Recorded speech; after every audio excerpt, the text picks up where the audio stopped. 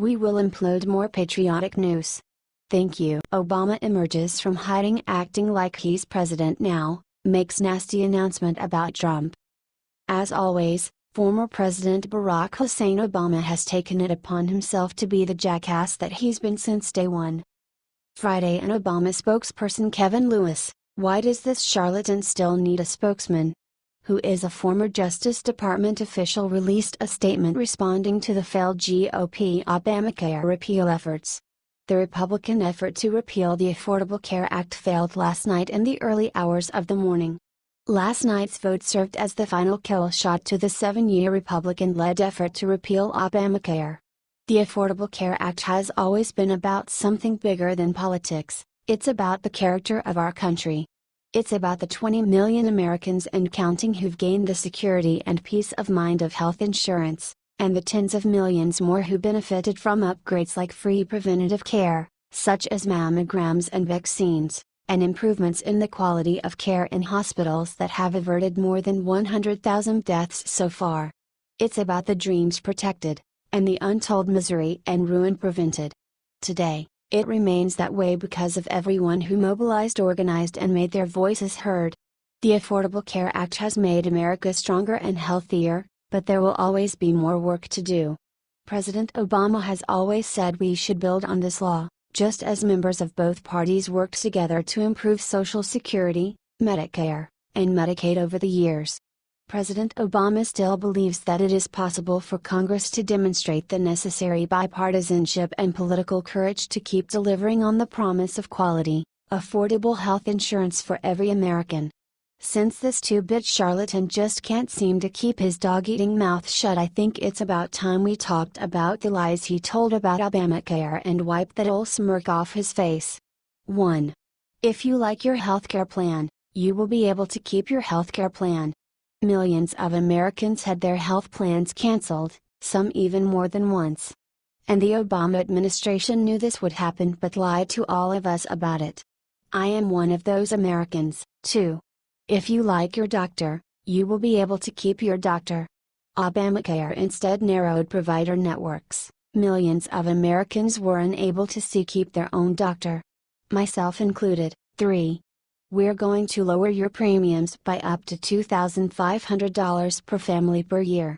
Obama claimed this law would work alongside employers to lower the health insurance premiums of the average family by thousands of dollars every year. But millions of families saw their premiums increase by double digits every year since the law was forced down our throats.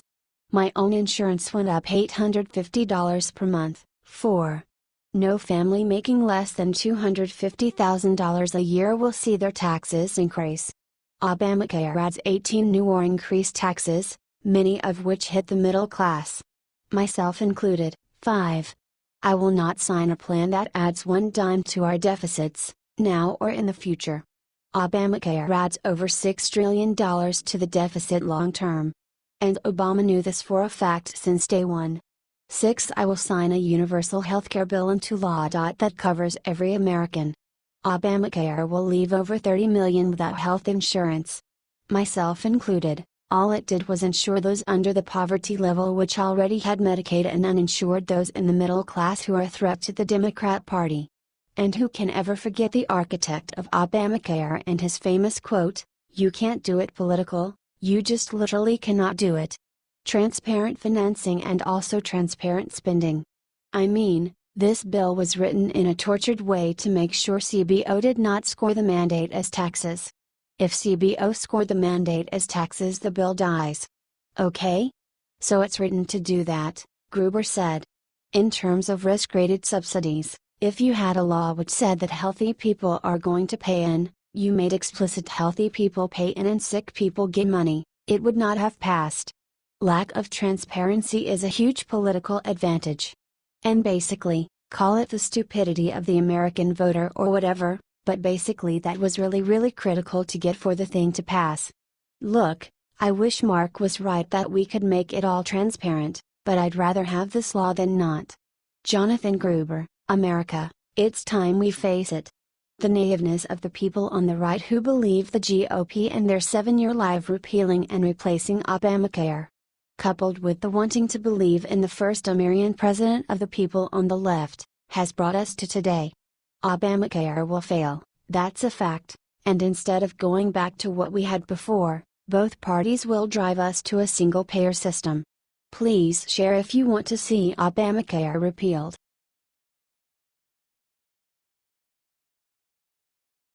Scaramucci's wife suddenly files for divorce after just 3 years. Here's unbelievable reason why. Anthony Scaramucci is the newly minted White House Communications Director. He has already established a reputation as being a no-nonsense businessman willing to tell it like it is. This recent revelation concerning his family is no different. It was announced a short while after he accepted his new position that his wife of 3 years had filed for divorce through the court. Several anonymous sources told reporters at Page 6 that his wife Deidre Ball had decided to file divorce not long after they had tied the knot. One source reportedly said this was the reason she was filing to end their marriage. She is tired of his naked ambition, which is so enormous that it left her at her wits' end. Another source indicated that the president had actually played a negative role in their relationship and his willingness to work for him had created a wedge in their relationship. The source reportedly said, Deidre is not a fan of Trump, and she hasn't exactly been on board and supportive of Anthony and his push to get back into the White House. Scaramucci tweeted at a request for the media to leave his family alone following this divorce filing. Specifically, his tweets pointed at reporters where he said that this time will determine which journalists have class and which do not.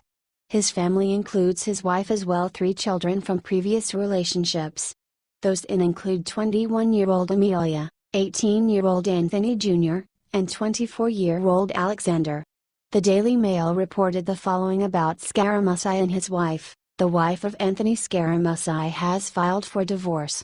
This will be the second divorce for the father of 3, who has a daughter Amelia, 21, and 2 sons, 18-year-old Anthony Jr. and Alexander, 24, who goes by Aj. The Wall Street financier, 53, married Ball in 2014, but it is unclear when the two began dating. Ball, 38, left her job as a vice president in investor relations for Skybridge Capital after Scaramucci sold the firm. She has donated money to both Republican and Democratic politicians, including Representative Kathleen Rice's DN.Y campaign, and Wisconsin Governor Scott Walker's presidential bid, The Hill reported. She and Scaramucci live in the Long Island town of Manhasset, which is also home to Bill O'Reilly and Jose Reyes. He was photographed at the White House on Friday without his wedding ring, although the band was spotted on his finger when he appeared on the morning television shows from the front lawn of the White House on Wednesday. Scaramucci was previously married to Lisa Miranda, who is the mother of Amelia. Miranda appears to have far different political leanings than her ex-husband, having supported Hillary Clinton in the recent election.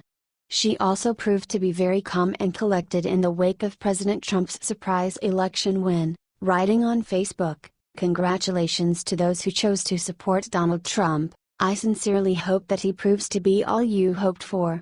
She then said to her fellow Clinton supporters, "What seems like a setback is just the setup for a future of true equality," while inside reports seem to show that Scaramucci has always been a highly ambitious and tenacious individual.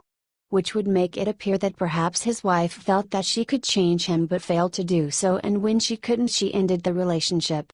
However, people never change. To think so is naive. The Daily Mail also reported the following: Scaramucci got his start in the world of finance at Goldman Sachs, working at the firm for 17 years after graduating from law school in 1989. He then left in 1996 to start his own firm, Oscar Capital Management, which in 2001 sold to Neuberger Berman. It was in 2005 that he created Sky Capital, which became his biggest success and pushed his fortune over the $1 billion mark.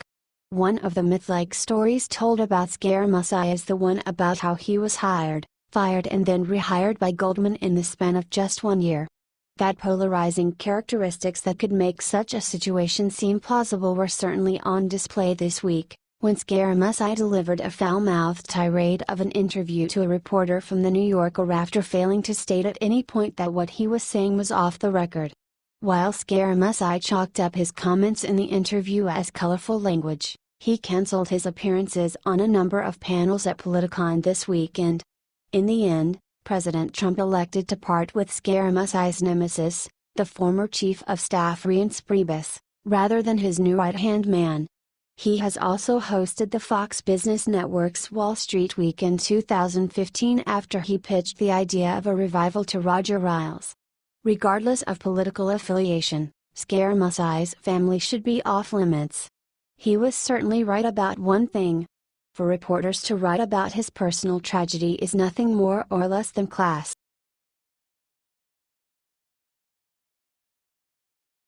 Trump just held surprise ceremony. Liberal media refuses to cover it when they see who it's for.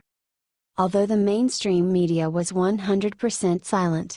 Thursday morning, President Donald Trump awarded 5 police officers the Medal of Valor for their bravery during last month's baseball practice shooting, where Republican Congressman Steve Scalise was seriously wounded in Alexandria, Virginia. Trump went on to congratulate each and every one of those heroes and told them the nation is forever in their debt. The Medal of Valor award went to 2 Capitol Police Special Agents, David Bailey and Crystal Griner, and 3 Alexandria Police Department officers, Nicole Battaglia, Kevin Jobe, and Alexander Jensen. President Trump said, "They are American heroes and we salute them." He also said this crime reminds all of us that evil does exist in this world and that many times it walks amongst us. May God bless these 5 heroes. Scalise also thanked them for their service by sending a statement. "I cannot think of a group of individuals more deserving of this award," he said. Most people instinctively run from danger, but these officers did not hesitate to put their own lives on the line to run towards it that morning of June 14th to protect the lives of others. Everyone who was at the ballpark that morning owes their lives to the selfless and brave actions of these heroes, and I cannot thank them enough.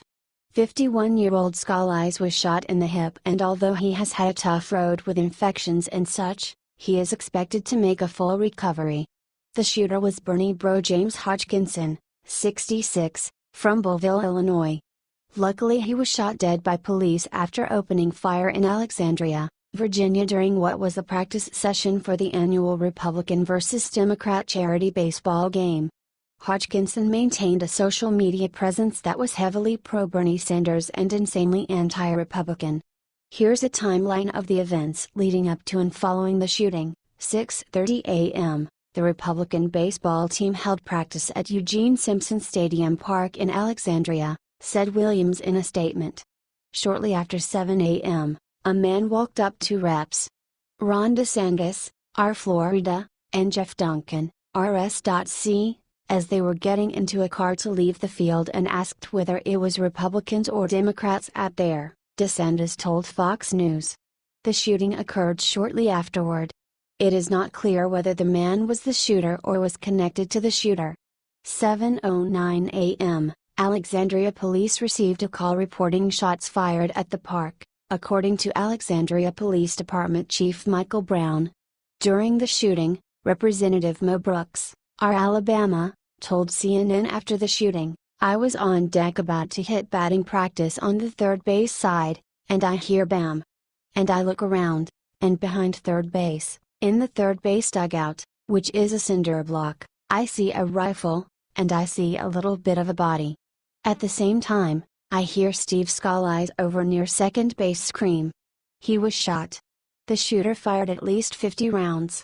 7:12 a.m., Alexandria police arrived at the park, Brown said. Capitol Police officers exchanged fire with the shooter, said Capitol Police Chief Matthew Verderosa. 7:14 a.m., police shot Hodgkinson, according to a joint statement released by the FBI, Capitol Police and local law enforcement. After the shooting, Brooks and other congressmen, including Representative Brad Winstrup, R. Ohio, and Flake, used Brooks' belt as a tourniquet to slow Scalise's bleeding, Brooks said. Winstrup, who has experience as a doctor, said he performed what you call a sweep, checking for any other wounds. When the medics came, We had better bandaging to put on the wound, kept him stable and made sure he was conscious, aware, got some hydration. Scalise was conscious during treatment, Winstrup said, adding, he was as brave as he could possibly be. According to Winstrup, Scalise said he was thirsty. Obviously, you don't know how much fluid he may be losing internally. We made sure he got as much fluid, Gatorade and water until they could get to him. Scalise was transported to MedStar Washington Hospital Center, where he underwent surgery. Before surgery, he spoke to his wife and was in good spirits, according to a statement from his office. 8:01 a.m., White House Press Secretary Sean Spicer confirmed that Trump and Vice President Mike Pence are aware of the developing situation in Virginia, adding, our thoughts and prayers are with all affected. 8:23 a.m., Alexandria police confirmed via Twitter that suspect was in custody and was no longer a threat. 8:48 a.m., Trump tweeted, Representative Steve Scalise of Louisiana, a true friend and patriot, was badly injured but will fully recover. Our thoughts and prayers are with him. 9:30 a.m., the FBI became involved with the investigation into the shooting, said Tim Slater, the special agent who heads the Bureau's Washington field office. After the FBI confirmed that a member of Congress was involved, the agency took the lead on the investigation, working with state and local partners. 10:39 a.m., Representative Roger Williams, R. Texas, confirmed that Zach Barth, a legislative correspondent in his office, was shot. Barth is receiving medical attention and is expected to make a full recovery. 11:10 a.m., multiple law enforcement sources identified the suspected shooter as Hodgkinson, 66, of Belleville, Illinois. 11:36 a.m., Trump made remarks on the shooting and said, the assailant has now died from his injuries. Trump called the attack a very, very brutal assault and said Scalise is a patriot, and he's a fighter. Law enforcement later confirmed Hodgkinson died from his injuries in the hospital. Isn't it just sad how every time something good comes out of the Trump administration the mainstream media is 100% silent? While during the failed presidency of Barack Hussein Obama they would even report, applaud and cheer when the president had a successful bowel movement? It's no wonder the mainstream media has an approval rating of a mere 32%. Please share if you want unbiased news coverage from the mainstream